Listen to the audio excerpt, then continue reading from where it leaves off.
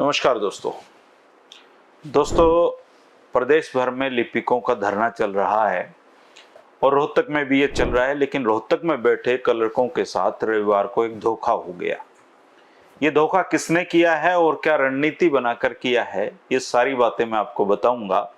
लेकिन उससे पहले आप मुख्यमंत्री मनोहर लाल खट्टर जी की लिपिकों पर उनका क्या कहना है। रोहतक में जब पत्रकारों ने उनसे सवाल किया हरियाणा क्लर्क स्ट्राइक पर, तो उन्होंने क्या कहा, पहले आप ये सुन लीजिए। आज प्रदेश में एक विषय चल रहा है कि प्रदेश के सारे क्लर्क स्ट्राइक पे बैठे हुए हैं और पब्लिक डीलिंग का काम बाधित हो रहा है। तो सरकार से बातचीत हुई, क्या आप लोगों ने आश्वासन दिया है? बातचीत का सिलसिला शुरू हुआ है उनसे, और उस बातचीत में पहला विषय ये रखा है कि ये समय बाढ़ का जैसे चल रहा है, आखिर लगातार हम काम कर रहे हैं, कोई आज का विषय है नहीं है, तो एक नॉर्मल जिसको कहना चाहिए रूटीन की एक मांग है। कम से कम इस समय में उनको अपना ये बेटा करना चाहिए। तो उन्होंने ये कहा है कि जहाँ जहाँ बाढ़ से प्रभावित क्षेत्र है वहाँ हमारे लोग स्ट्राइक पर नहीं जाएंगे, लेकिन धरना देंगे। धरना देते तो कुछ लोग 100-200 लोग धरना देते हैं। अब उससे कोई आखिर 31,000 क्लर्क्स हैं, कम नहीं है। तो उस नाते से इसके प्रभाव से बाहर निकलते ही जो बातचीत का रास्ता खुला है उसमें बातचीत कराएंगे। मुख्यमंत्री का लिपिकों की स्ट्राइक पर क्या कहना है, ये आपने सुन लिया होगा। दोस्तों, ये आज का रोहतक का ताजा वीडियो है और रोहतक में जहां लिपिक भाइयों का धरना चल रहा है उससे 10 कदम की दूरी पर आज मुख्यमंत्री मनोहर लाल जी को पूर्व मंत्री सेठ श्री कृष्णदास जी की प्रतिमा का अनावरण करने के लिए आना था। इधर धरना है, 10 कदम चलते ही उनको पहुंचना था। और 10 कदम की दूरी कोई ज्यादा नहीं होती दोस्तों। अगर मुख्यमंत्री आए हों और लिपिकों की मांग को अगर 2 मिनट वो सुन लेते तो इसमें कोई बुराई की बात नहीं थी।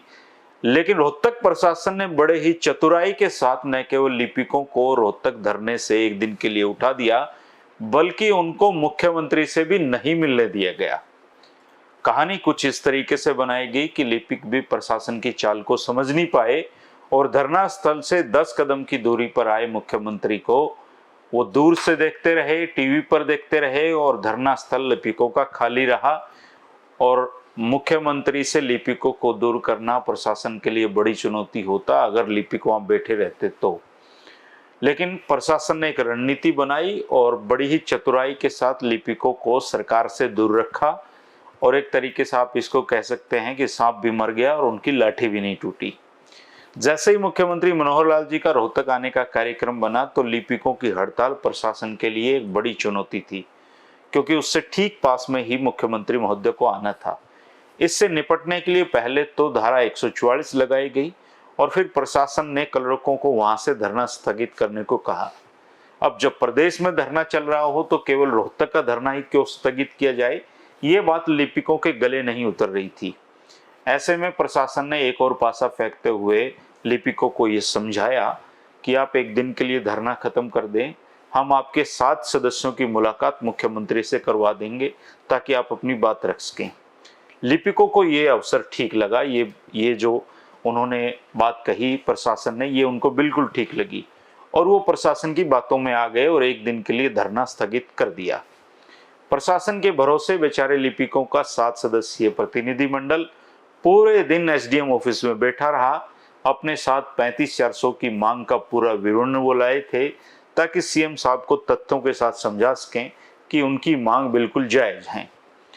3 बजे तक वहां पर लिपिकों के 7 प्रतिनिधि मंडल थे जिले के, वो बैठे रहे, एसडीएम ऑफिस में इंतजार करते रहे और बार बार उनको आकर कोई कह जाता कि अभी बुला रहे हैं, अभी बुला रहे हैं, अभी बुला रहे हैं, लेकिन उनको बुलाया ही नहीं जाना था।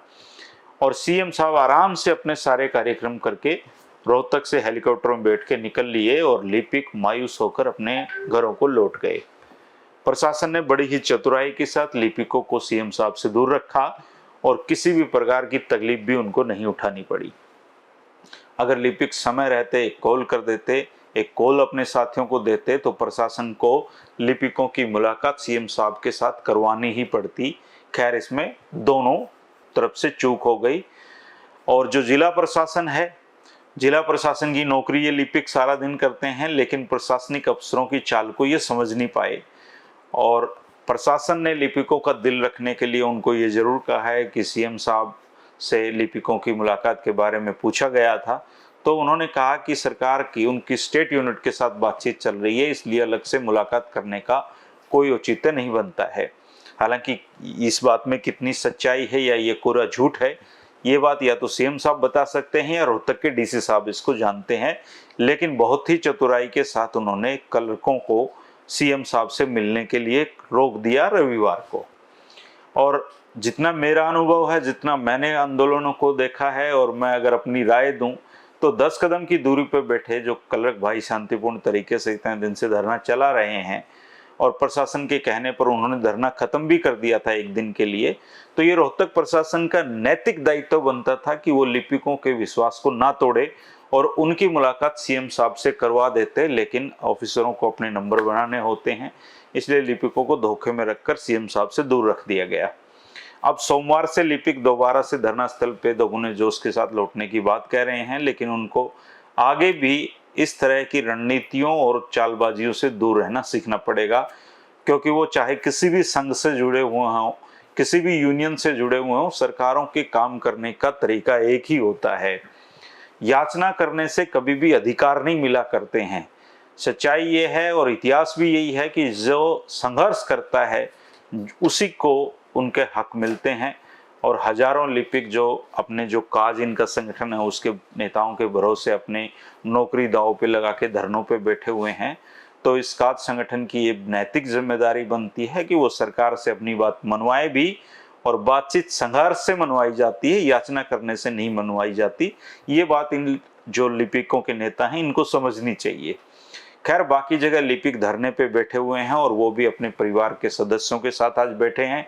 एक अच्छी बात मुझे जो आज दिखाई दी वो दिखाई दी कि जो बाढ़ प्रभावित जिले हैं उनमें लिपिक राहत कार्यों में बढ़ चढ़कर हिस्सा ले रहे हैं और प्रशासन का साथ दे रहे हैं, क्योंकि संघर्ष अपनी जगह है, लेकिन जब बाढ़ जैसी स्थिति हो तो जो लिपिक हैं वो मानवता भी दिखा रहे हैं। ये बहुत अच्छी बात है, इसके लिए बधाई के पात्र हैं।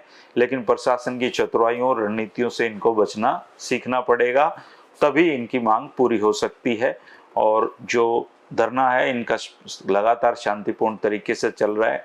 जहां तक ओएसडी जवाहर यादव जी की बात है, उन्होंने शुक्रवार या गुरुवार तक का टाइम इनसे लिया था, तो अब सोमवार आ ही जाएगा। अब 3-4 दिन बच गए हैं, तो ये जो हफ्ता है आने वाला, ये लिपिकों के लिए बड़ा ही चुनौतीपूर्ण हफ्ता होगा, क्योंकि एक तरफ तो इनका जो बारिश है उसने इनकी मांगों के रास्ते रोक रखे हैं, क्योंकि प्रशासन और सरकार का पूरा ध्यान बाढ़ पे चला गया है। और बेचारे लिपिक यहाँ पे इतने आंदोलन यूं ही एक दिन में रातों रात तो खड़े नहीं होते हैं।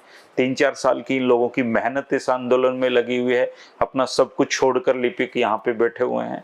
तो इनकी पूरी सरकार से उम्मीद थी, और बाढ़ ने व्यवधान जरूर इनकी मांग पे डाला है, लेकिन लिपिक भी बैठे हुए हैं। तो देखते हैं आने वाले समय में क्या होगा। और अब जो आदमी संघर्ष करता है दोस्तों, उसको कुछ ना कुछ तो जिंदगी में उसका फायदा जरूर मिलता है, शायद लिपिकों को भी मिलेगा।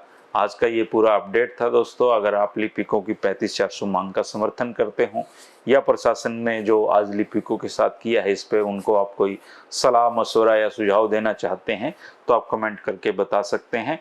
लिपिकों की इस पूरी हड़ताल का मैं लगातार आपको अपडेट और विवरण इसलिए भी दे रहा हूँ दोस्तों, क्योंकि एक इशू जो प्रदेश में चल रहा है, इन लिपिकों की हड़ताल की वजह से हजारों लोगों के काम जो अटके हुए हैं वो तभी पटरी पे लौटेंगे जब ये लिपिकों की हड़ताल खत्म हो जाएगी।